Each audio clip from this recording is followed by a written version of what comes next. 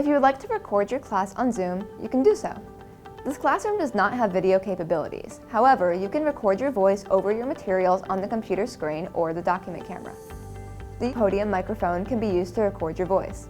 When you open your class Canvas page, there'll be an option on the left-hand side labeled Zoom. When you click on it, you'll be presented with the option to create a new meeting. Input the day and time your meeting will take place.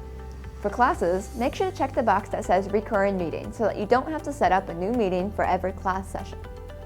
If you need your meeting recorded, you'll find the option to record meeting automatically in the cloud. Selecting this will prompt your meeting to be automatically recorded by Zoom and then uploaded to your Canvas page under the My Media tab.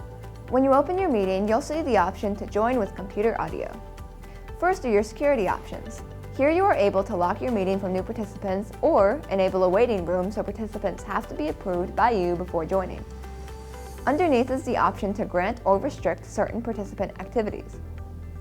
After you adjust your security settings, you'll have to select the option to enable your microphone. To turn it on and off, you can press the microphone power button on the bottom right side of your control panel. Next, you'll see an option to enable your camera.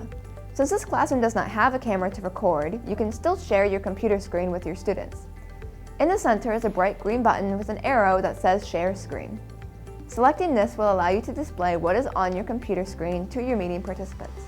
In your screen sharing options, select Choose Source and then pick what windows you want to display. You may want to display footage from the document camera. Go to the table that says Advanced and select Content from the second camera.